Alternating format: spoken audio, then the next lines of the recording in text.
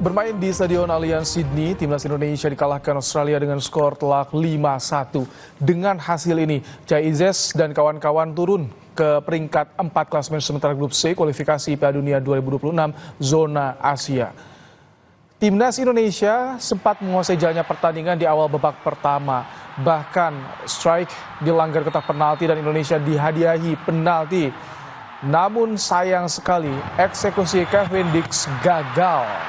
Setelah itu, penampilan timnas Indonesia di babak pertama kedodoran lewat 3 gol dari Australia.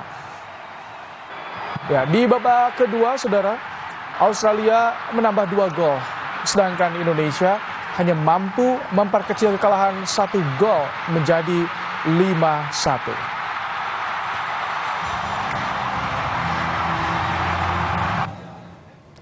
Mantan pelatih timnas Indonesia Sinteyong memuji para pemain yang sudah bekerja keras. Sementara ditanya soal kekalahan, ST menilai salah satu penyebab timnas kalah adalah tidak banyak waktu untuk latihan. ST juga mengakui banyak momen man-to-man kita dengan pemain Australia kalah.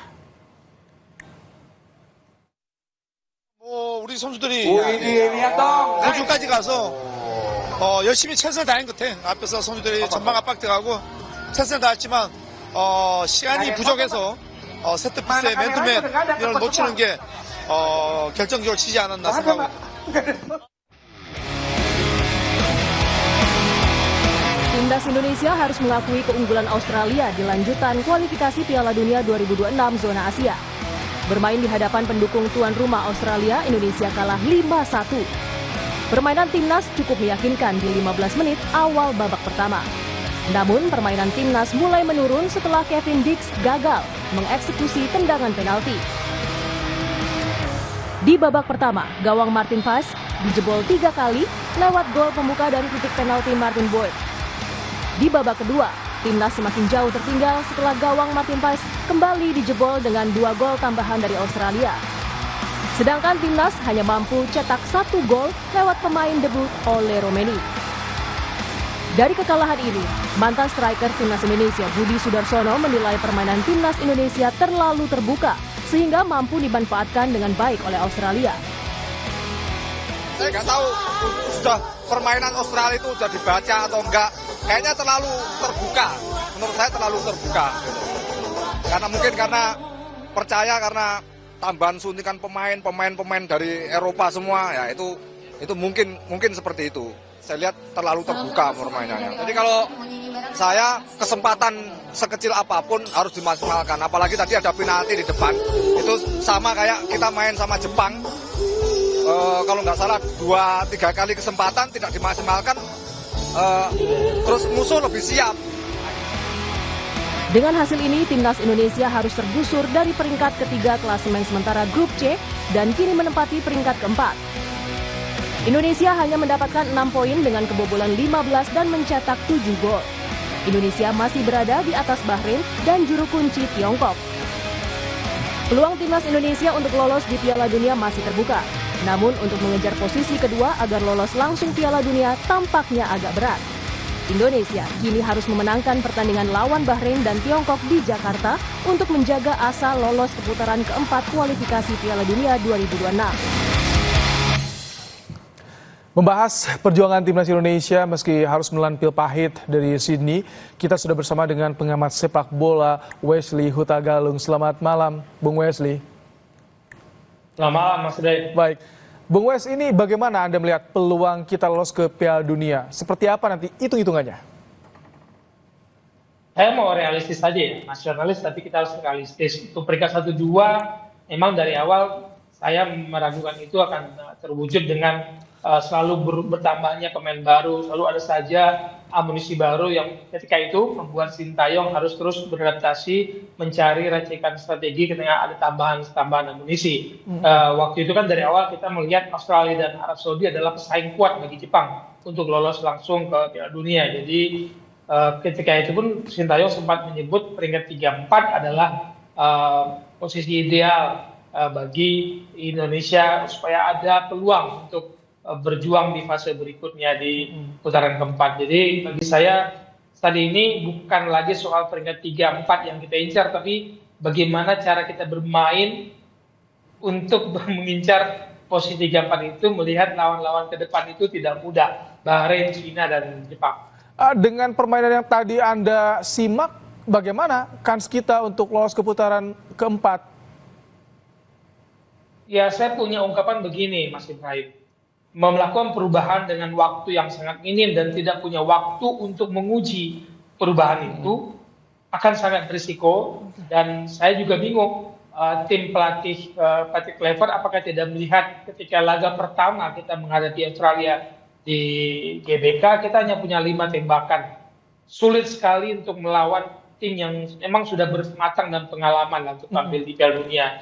Lalu kita melakukan perubahan gaya bermain, kita bermain bertahan dengan sepertiga di tengah, dan kalau kita lihat area heat map-nya, bahkan JSS itu menyentuh bola itu lebih banyak di area sepertiga lapangan. Ini sebuah keberanian untuk memainkan strategi menyerang. Kita tim away, kita tim tamu, dan kita tahu bagaimana Australia itu bermain, meskipun katanya banyak pemain cedera, ada masalah dengan sejumlah pemain. Australia adalah Australia yang punya pengalaman, dan kita adalah tim baru dengan pelatih baru dan mencoba gaya baru.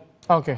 Menjawab penasaran Anda soal mengapa alasan Patrick Kluivert tadi menurunkan formasi seperti itu ataupun juga menerapkan permainan menyerang, kita akan simak terlebih dahulu keterangan dari Patrick Kluivert usai pertandingan saat timnas dikalahkan Australia. Unfortunately, of course, the results. I think in the beginning of the game, we did a very good job in pressing high, exactly on the right side where we wanted to press, because we knew on the left side they have the good players, and from my point of view, it went very good. After that, we received a penalty. If you shoot the penalty in, it will be a totally different match, of course. But unfortunately, Kevin shot the ball in the post, and from that moment we changed something in our minds or something. But we didn't play our play anymore. But I think that during the game, I think that we fought like lions. We never dropped down our heads. But unfortunately, I'm very disappointed, of course, for the result. Not only for us, for the people, but for everybody who is supporting Indonesia. Ada tekanan high pressing di lini kanan timnas Indonesia, tapi yang jadi sorotan adalah pasca gagalnya penalti Kevin Dix, Bung Wes. Ya, menit ke-8 kita gagal penalti, 10 menit kemudian kita kebobolan. Tapi kalau saya melihat ya bagaimana pilihan Patrick Kluivert memainkan permainan strategi yang dia pilih, ya sudah berisiko karena kita punya ruang begitu besar di belakang, dan jarak antara pemain tengah kita dengan belakang itu kan memang lebih dekat untuk sepertiga permainan tuh Mas Ibrahim. Jadi yang kita lihat adalah memang strategi menyerang dari awal berani sekali, tapi resiko di belakang itu pertahanan kita sangat terbuka dan itu bisa dieksploitasi dengan sangat baik oleh Australia. Jadi bagi saya menghadapi Bahrain nanti, pertanyaan saya adalah bagaimana struktur pertahanan, terus bagaimana organisasi pertahanan kita menghadapi Bahrain yang juga pasti akan tahu nih gaya bermain Patrick Kluivert yang mengubah gaya bertahan compact defense kita dan melakukan serangan balik ya kemarin di area Sintayong. Kalau soal transisi ini bagaimana? Karena jika disinggung Anda era STY, transisi timnas itu begitu terlihat, begitu apik, Bung Wes. Apa yang harus diperbaiki? Apakah lini tengah kita harus ada evaluasi? Komposisi permainan ya, menurut saya ketika era Sintayong di lawan Arab lah, patokan kita lawan Arab ya, kita main 3 gelandang dan formasi di tengah. Ada banyak perubahan yang dilakukan oleh Patrick Kluivert dan perubahan itu memang sangat butuh waktu untuk dijalankan. Jadi dengan menumpuk pemain di lini tengah, transisi setidaknya di kedua sayap ini bisa masuk, bisa keluar, dan transisi itu yang tadi Mas Ibrahim katakan itu terjaga, compact di tengah, dan kita tahu lah Tom Haye nggak punya kekuatan lari, dia didampingi oleh gelandang bertahan juga yang punya kemampuan lari, mungkin Ivar Jenner. Kemudian JXS itu dia butuh pelapis yang sangat disiplin dan cekatan seperti misalkan Rizky Ridho. Dia ketika dia ditandemkan bersama Hilgers kan juga lawan Jepang juga nggak kuat. Dua-duanya tidak punya kecepatan memotong dan mengambil alih lawan yang sudah ada di belakang. Jadi ini saya pikir sebuah perubahan yang harus dilakukan, butuh waktu untuk pembuktian itu. Oke, kami memiliki grafis dari klasemen sementara, Bung Wes. Kita akan coba tampilkan klasemen sementara di grup C. Ini dia, Timnas Indonesia saat ini berada di peringkat keempat dengan raihan poin yang sama dengan Arab Saudi dan juga Bahrain. Bung Wes, jika melihat posisi Indonesia saat ini, kami ingin kembali tegaskan, peluang masih terbuka untuk kita bisa lolos ke Piala Dunia melalui putaran keempat, Bung Wes. Peluang tetap ada ya Mas Ibrahim, dan sebenarnya kan target kita 1 poin dari Australia, dapat 6 poin menjamu Bahrain dan Cina. Dengan gaya bermain yang kemarin ya, pasukan kita kan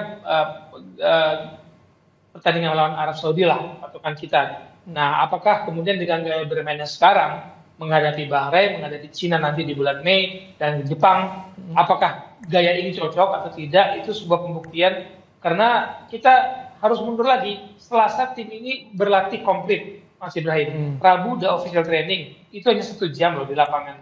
Dan kemudian kami sudah tanding. Tidak ada waktu untuk menguji racikan baru yang dimainkan oleh Clever menghadapi pertandingan lawan siapapun untuk uji coba, sehingga nggak cocok nih lawan Australia, ini cocok lawan Australia gaya main ini. Kan nggak ada waktu. Dan ketika nanti menghadapi Bahrain tanggal 25 juga nggak ada waktu untuk coba-coba dengan gaya baru. Baik. Segala pilihan itu penuh resiko, dan resiko itu sudah harus kita terima pilihan dari Patrick Kluivert. Baik, masih ada waktu 5 hari sebelum kita menjamu Bahrain di Jakarta. Tentu kita doakan yang terbaik.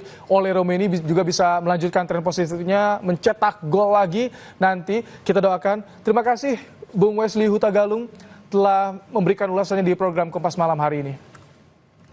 Baik, Mas Budi. Aksi demo mahasiswa tolak RUU TNI di Jakarta berlangsung hingga Kamis malam. Massa sempat robohkan pagar gedung DPR.